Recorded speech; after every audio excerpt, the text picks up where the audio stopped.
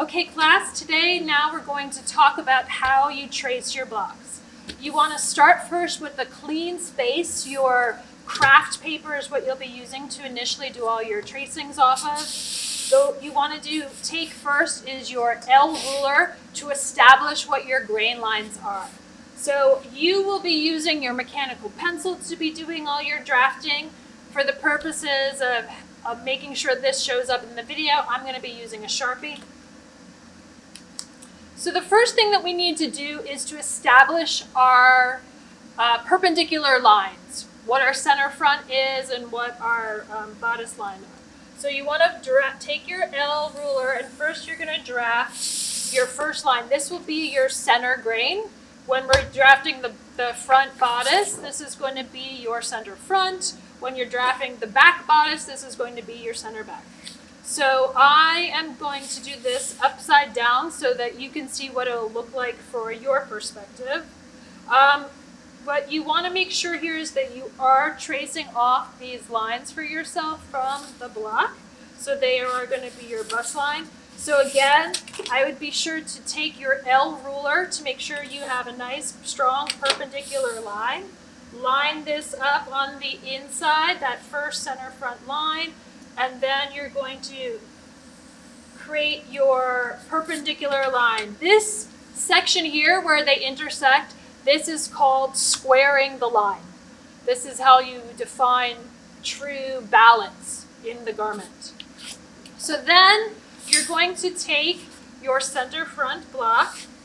You want to line that up. And then this is where those weights come in handy. So you could use the weight to hold it down so it doesn't shift as you're doing your tracing. You're going to need one hand here at the center to hold it still. The first thing you want to do is trace off the neckline, trace off the shoulder, trace off the armhole, including the armhole notch area. Complete the neckline. Now we're going to make sure that it hasn't shifted. Now we want to make sure that we do the side seam. And then we have the head. So you want to trace from the center front to that first notch. This is called the dart leg. Trace from this second area to that second notch to the side seam. That second dart leg. And then this section here, where you see this triangle, this is called the dart pickup. We'll talk about this in more detail as we start doing our drafting. Then the last thing you want to make sure that you capture is this dot. This represents that bust dart apex that we were talking about. So that's your true apex. You want to put a hole in there, or this is where you would take your awl to make sure you capture that point and push that point in there. And then make sure that you know that these are going to be your dart legs so that you'll trace them off. And now, when I remove this, you can see this open space here. I have some discrepancies maybe where I didn't finish the corners. You're going to want to come back and make sure you finish the lines so they're complete and straight.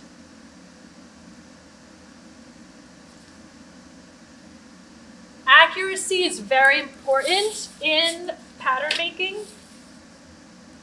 So any areas where your hand became shaky, you want to make sure you straighten that off. It's called truing the line. Now, I want to talk a little bit about these areas here, which represent the shoulder area. This shoulder, your front, will end up connecting with this shoulder, which is your back. As you may have experienced already in your Intro to Sewing class, it's much easier to sew on a straight line than it is a curve. We never want our seams to join together as a point. We always want them to be a straight line. So one of the things you need to consider whenever you're coming around a curve, whenever we're coming to a joint area, which would be at the neckline, at the armhole, at the side seam armhole, we're going to need to you don't want it to be hook like an L shape, we want it to be trued, perpendicular. So you're going to need to come back and actually straighten that area. So even though it has a curve, we want to make sure that that 1/8 section here in that corner is perfectly trued, straight, perpendicular to that. And then the last piece here, you'll draw in your dart legs.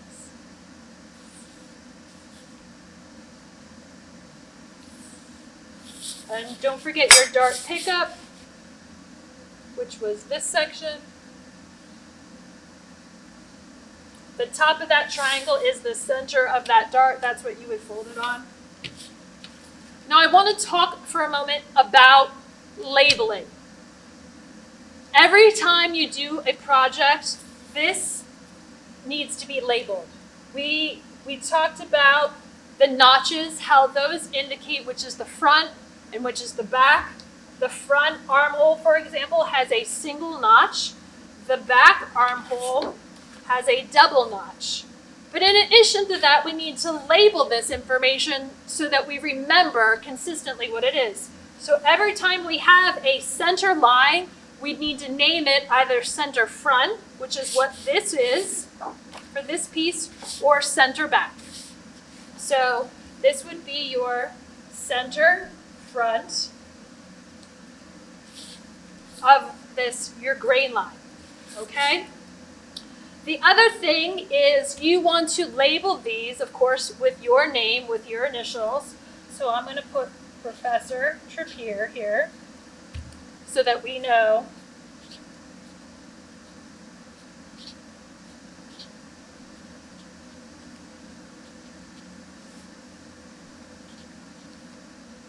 We want to know that this is our front piece. So I'm going to call this front block.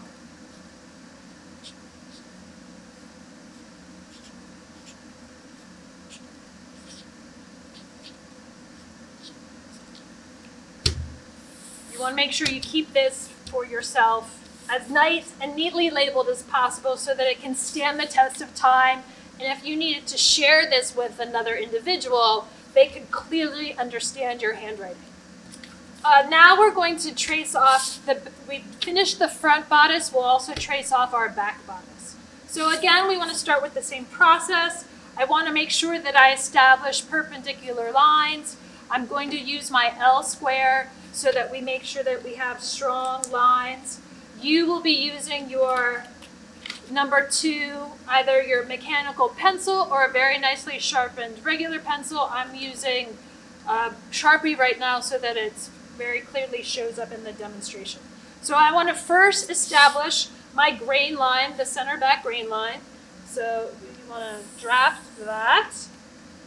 That will be my center back. Then we want to establish this line across the back area. On the dress form, this corresponds to the cross back section. We'll talk about that in more detail as we get into the demos. They'll be discussing that at length in your draping class as well. So I want to square a line across for my cross back. That's what's between your shoulder blades where you need the most movement. So I'm going to come back with my L square and I'm going to hook this up to that center back line. Now you want to make sure that it's nice and balanced and straight. Don't let it splay out so it doesn't get crooked. And then you'll establish that perpendicular line. Remember, it's very important to have these balanced and true to one another. And then I'm going to take my block here, my center back block. I'm going to line that up with my center back line. I'll grab my weights to hold this down so that it doesn't shift. And then we're going to trace off the block. I always like to start at the neck and work my way around the block so you're constantly working in a clockwise fashion. So first we're going to do from center back to the shoulder. And this is the way that you'll be tracing when you're doing all your exercises. Then from the center back, neck, shoulder to the armhole. Then we're taking the armhole through the crossback. Now again, notice here we have 2 notches. You want to make sure you capture that information. That double notch there is what tells the rest of your design team that is the back piece. And we'll finish tracing off that underarm. Then we have the side seam. We make sure that you, again, always check your balance that you haven't shifted out of place before you complete. This is my side seam. And then now I'm going to capture the bottom hem. So I'm coming here from the center front to my first dart leg.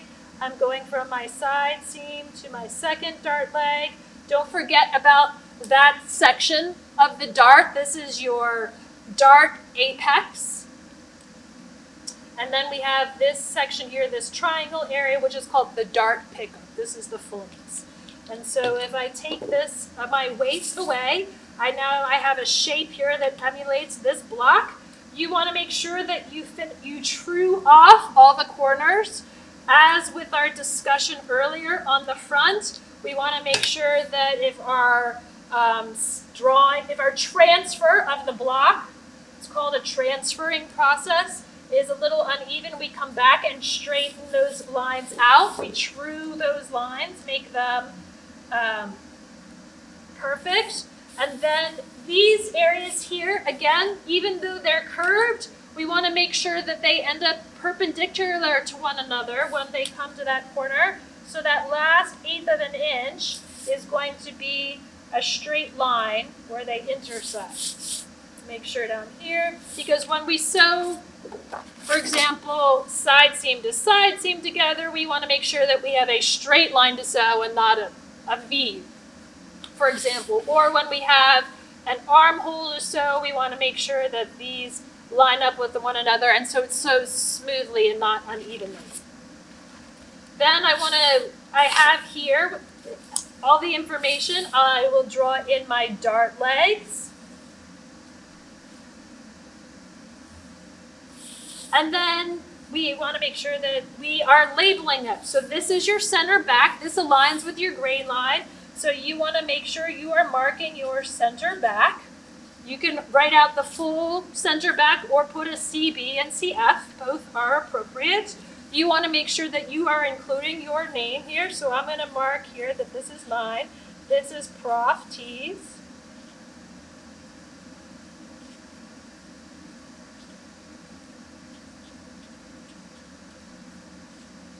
You're going to need to know your name on all your materials as we go. And then, of course, you want to know for yourself what you're doing. So this would be your back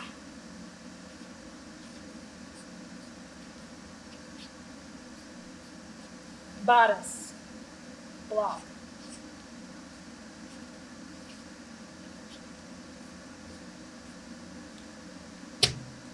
So that's how we trace off the back block.